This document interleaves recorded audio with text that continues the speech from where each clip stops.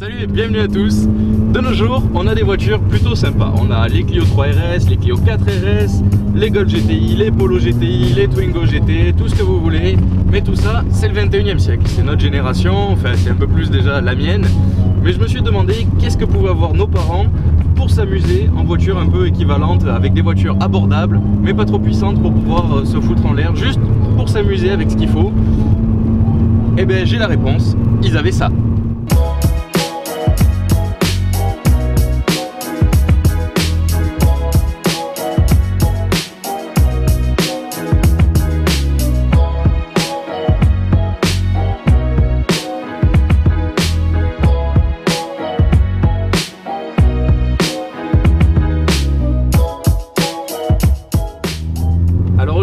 Je suis dans une Renault Clio Williams. Williams, le nom d'une écurie de Formule 1 qui certes ne brille pas en ce moment, mais a un passé plus que glorieux. On est donc dans la première génération de Clio. On peut dire que c'est d'ailleurs la première Renault Clio Sport, Clio RS. C'est une voiture qui était complètement folle à l'époque. Et juste pour vous la résumer en quelques mots avant de détailler, c'est une voiture de rallye faite par des gens qui doivent certainement faire du rallye, et elle est faite pour des gens qui veulent faire du rallye. Alors avant de vous parler de cette superbe voiture, il est important quand même de dire que cette voiture là, elle m'a été prêtée par le Pistor de Cavaillon, donc le groupe Berbiguet, qui me prête pas mal de voitures plus que sympathiques. Et voilà, il fallait que je le dise parce que c'est grâce à eux aujourd'hui que je peux vous présenter une voiture aussi fun que celle-ci. Donc voilà, n'hésitez pas à aller les voir sur place ou sur leur site internet qui sera dans la description.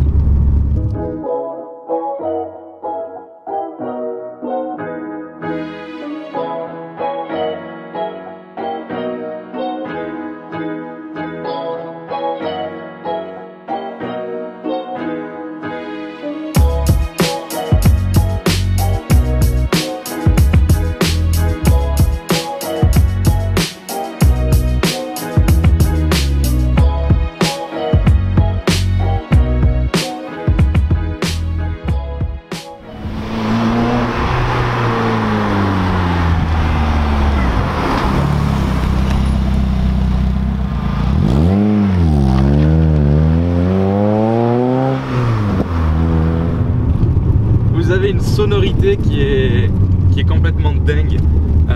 C'est une voiture qui chante, qui est très vivante. D'ailleurs, à mon avis, vous le verrez à la caméra, parce que là je suis déjà même moi en train de le voir, ça vibre. C'est un châssis qui travaille. On sent que la voiture elle travaille assez dans les courbes comme ça. C'est assez rigolo, mais d'un autre côté, moi ça me plaît énormément parce qu'on sent que la voiture elle vit, et ça j'adore.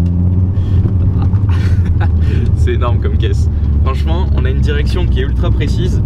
Et pour dire que c'est une voiture qui a déjà ses 25 ans, je m'attendais pas à retrouver une direction comme ça.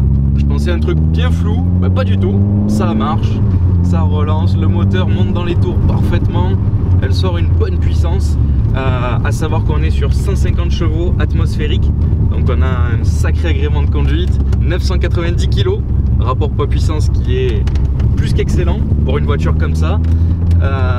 Et ce que je peux dire aussi, c'est que c'est une voiture qui me plaît parce que elle peut pardonner. C'est-à-dire que les anciennes voitures, on entend souvent parler des Renault Turbo 2, des Renault 5 Turbo 2, qui étaient des voitures qui faisaient des veuves parce que c'était des voitures extrêmement puissantes. La puissance, elle venait d'un coup.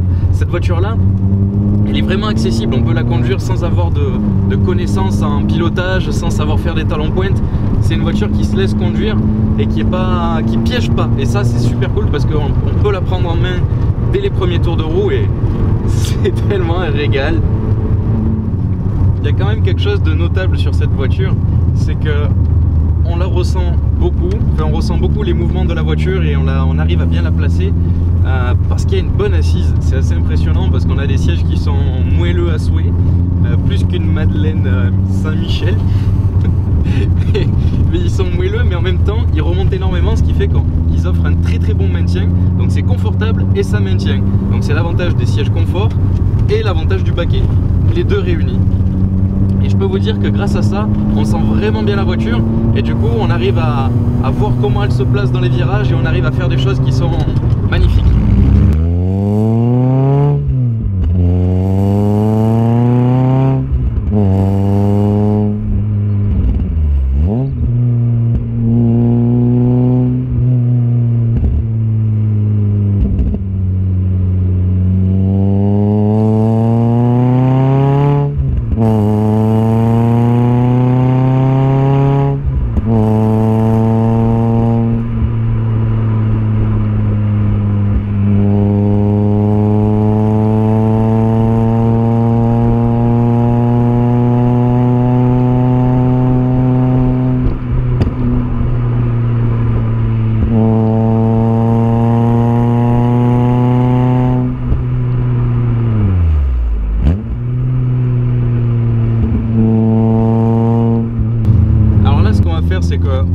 tarder à s'arrêter.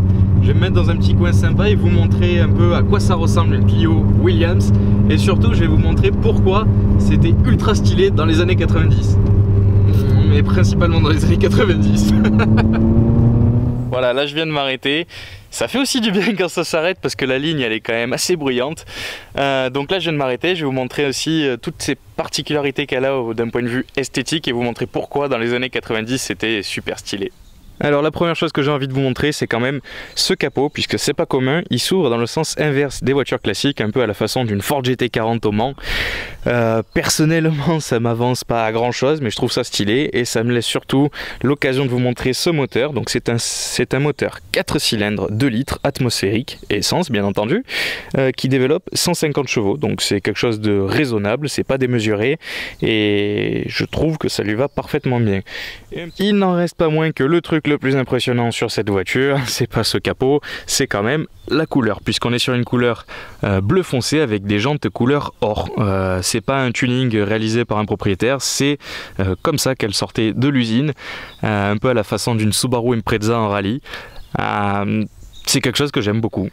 À l'intérieur, vous avez donc ces sièges tout en tissu, assez moelleux, confortable et bon maintien comme je l'ai dit, avec un logo Williams brodé sur le dossier des sièges. Vous avez un volant qui, ma foi, est d'époque, hein, il allait très bien dans les années 90, avec cette partie centrale qui ne sert strictement à rien puisqu'elle ne renferme ni airbag ni klaxon. Le klaxon, petit détail, il se situe en bout de commodo des clignotants. Sur la partie arrière, rien d'extravagant, tout comme l'avant, tout comme la voiture en général, à part sa couleur et sa sonorité qui sont assez remarquables.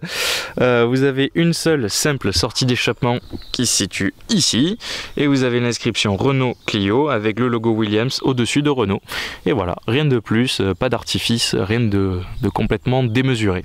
Pour faire une petite comparaison, question rapport poids-puissance, cette voiture-là, elle est équivalente avec, en voiture moderne, elle est équivalente avec l'Abarth 595 qui fait à peu près le même poids pour 145 chevaux.